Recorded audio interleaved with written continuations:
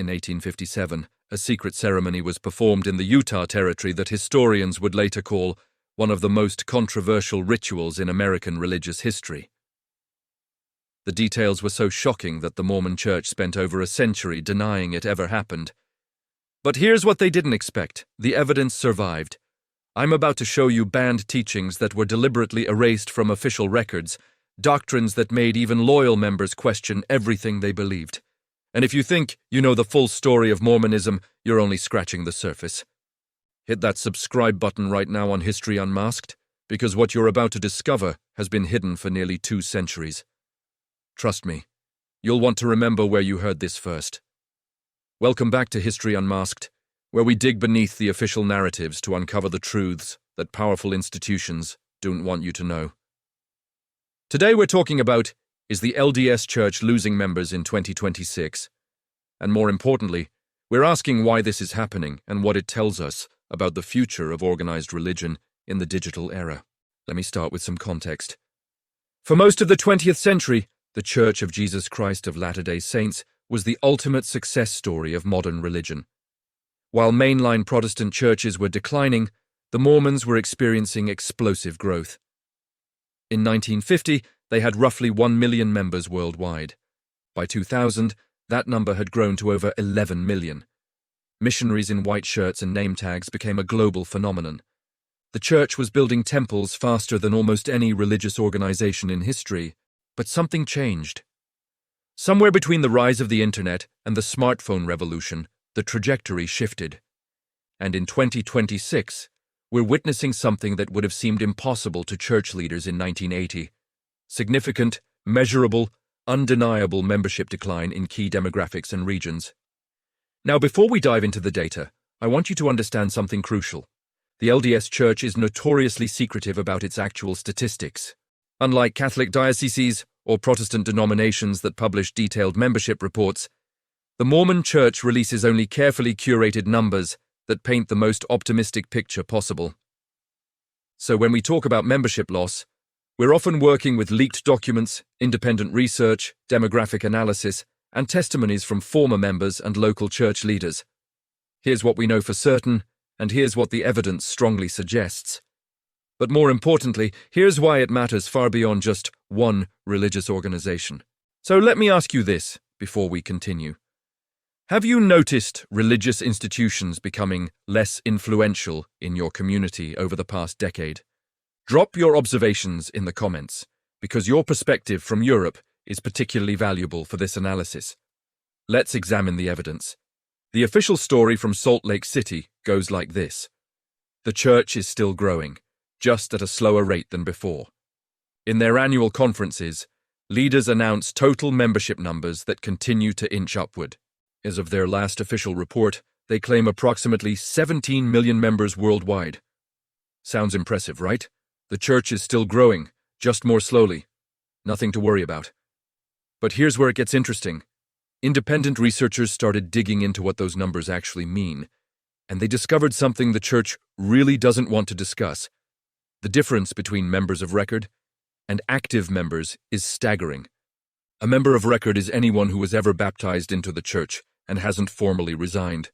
This includes people who haven't attended church in decades, people who have joined other faiths, people who have moved and can't be contacted, and in some cases, people who have actually died but weren't removed from the records. It's a number that only goes up, almost never down. Active membership, on the other hand, means people who actually attend church regularly, pay tithing, and participate in church activities. And this is where the crisis becomes visible. Multiple leaked documents from various stakes, which are regional church divisions, show activity rates in many Western countries hovering between 30 and 40%. That means out of every 10 people the church counts as members, only 3 or 4 actually show up. But even that doesn't tell the full story. Let me share something that shocked me when I first saw the data. In 2024, a leaked internal report from the church's correlation department showed that in the United States and Canada, more members are leaving each year than are being baptized. Read that again. More people leaving than joining. For an organization that has prided itself on growth for over a century, this represents a fundamental shift. In Europe, where much of my audience is located, the situation is even more pronounced. Multiple sources indicate that activity rates in countries like the UK, Germany, France, and the Netherlands are below 25% in many areas. Some wards, which are local congregations, have been consolidated or closed entirely because they simply don't have enough active members to function. Now here's where the story takes an unexpected turn, and this is the part that church leaders are desperately trying to manage. It's not just that fewer people are joining. It's that a specific demographic is leaving in unprecedented numbers, and they're leaving loudly. Millennials and Gen Z members, people roughly between the ages of 18 and 40, are resigning from the church at rates that alarm church statisticians. These aren't people who are just going inactive and fading away quietly. These are people who are formally removing their names from church records, writing resignation letters, and often sharing their reasons publicly on social media. The website QuitMormon, which helps people navigate the resignation process, has processed tens of thousands of resignations since it launched. Former members have created entire online communities sharing their exit stories.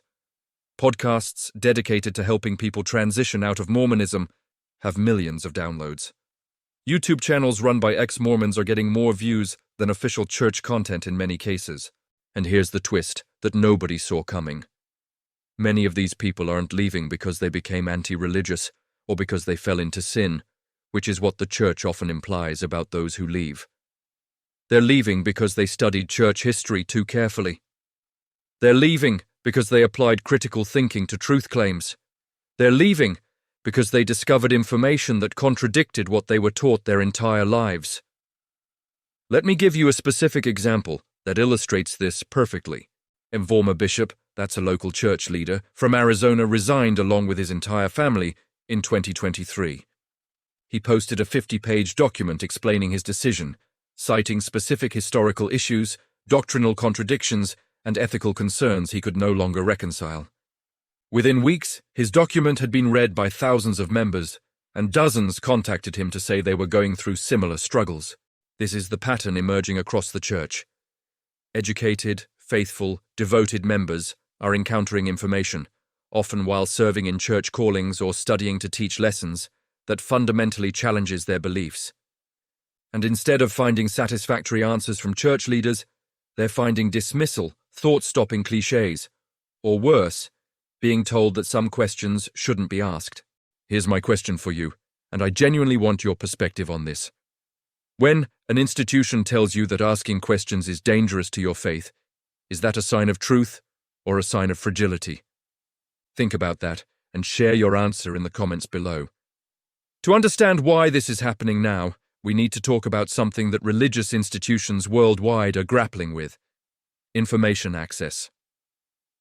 For most of Mormon history, the church controlled the narrative. Members learned church history from church manuals, read church-approved books, and heard stories from church leaders. If you had questions, you asked your bishop or read official church publications. Alternative perspectives were difficult to find and easy to dismiss as anti-Mormon lies. The internet destroyed that information monopoly completely. Suddenly, primary source documents that had been locked away in church archives or university special collections were available to anyone with a smartphone. Academic research on Mormon history became freely accessible.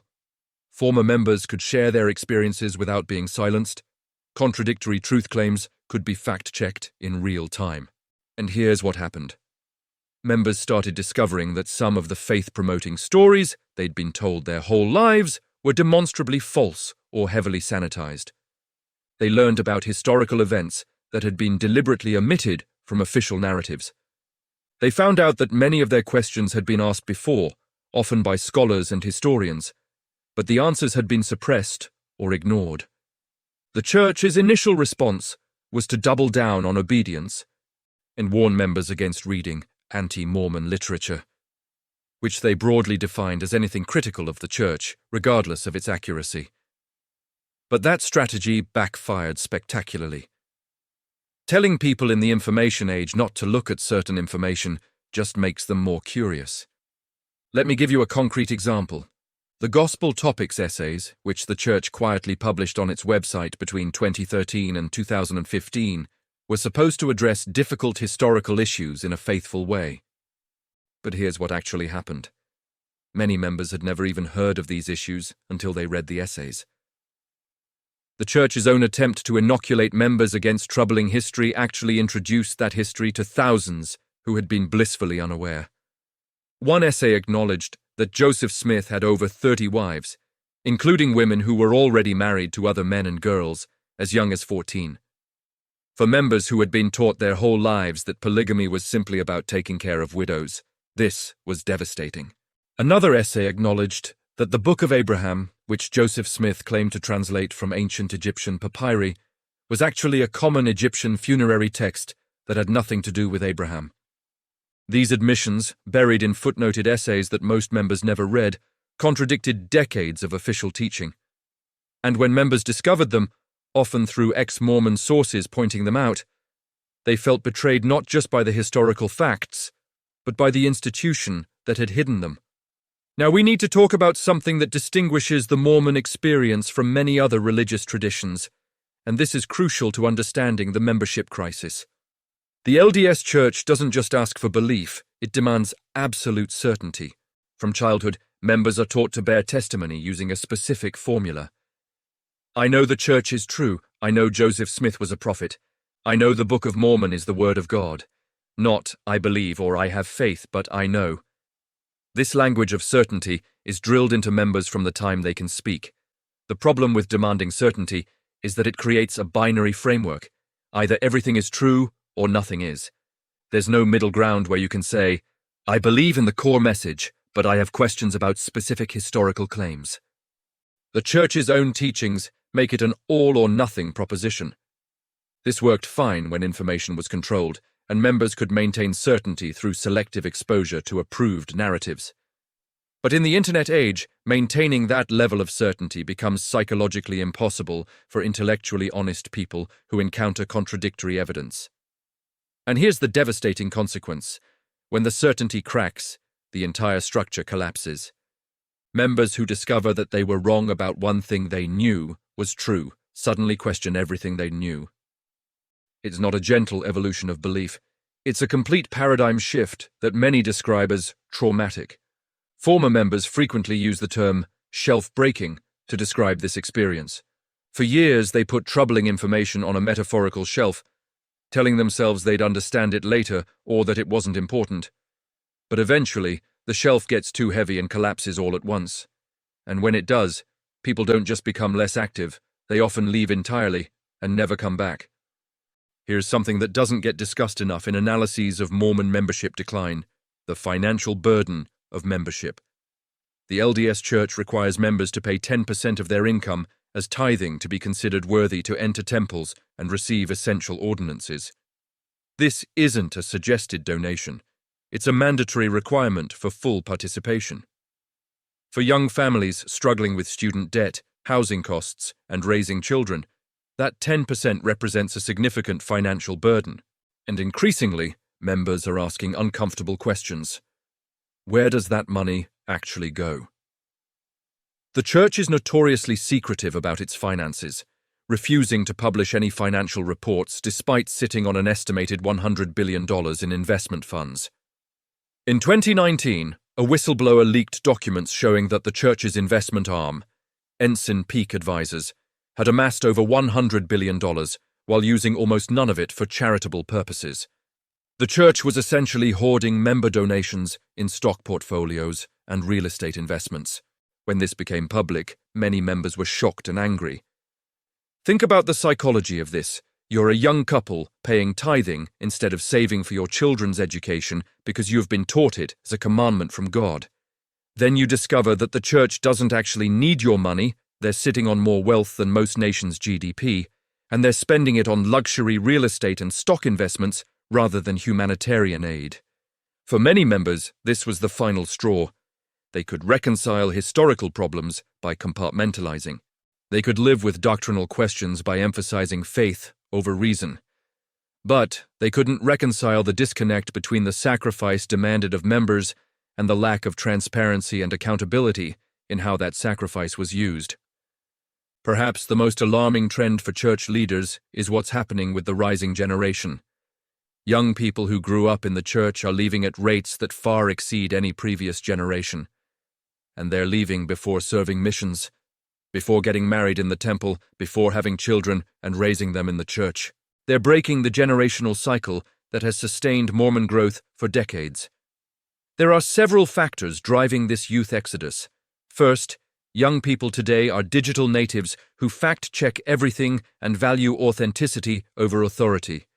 When they're taught something at church and then discover contradictory information online, they trust the evidence over the authority figure. Second, there's a growing disconnect between church teachings and the values of younger generations, particularly on social issues.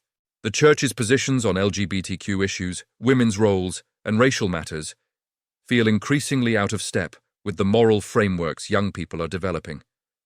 And unlike previous generations who might have stayed despite disagreements, today's youth feel empowered to leave institutions that don't align with their values.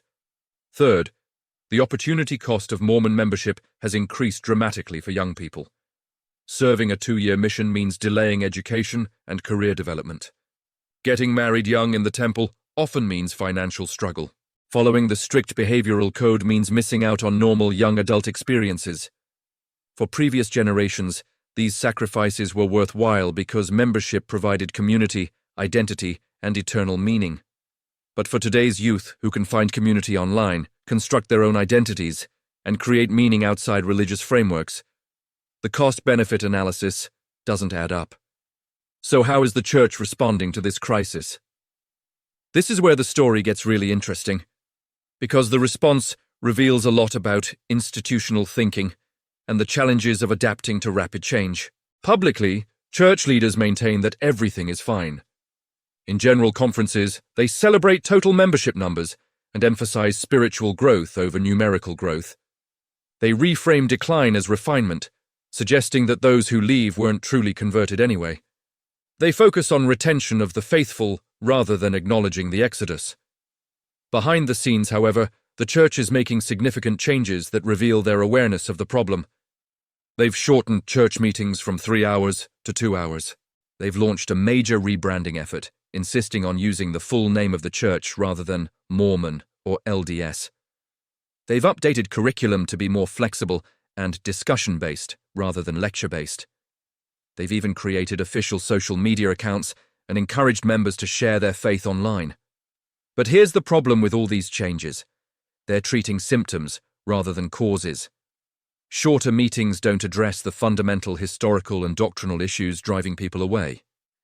Rebranding doesn't change the substance of problematic teachings. Better social media presence doesn't counter the flood of contradictory information available online. The real issue the church faces is whether they can acknowledge difficult truths and evolve their truth claims without undermining their entire foundation. Can they admit that prophets were wrong about some things without calling into question the concept of prophetic authority? Can they disavow racist, sexist, or otherwise problematic past teachings without admitting that divine revelation was actually just cultural prejudice? Can they embrace nuance and uncertainty in a system built on absolute truth claims? So far, the evidence suggests they're unwilling or unable to make those fundamental shifts, and as long as that's true, the exodus will likely continue. So is the LDS Church losing members in 2026? The evidence overwhelmingly says yes. In key demographics and regions, the church is experiencing unprecedented decline. Young people are leaving. Educated members are resigning.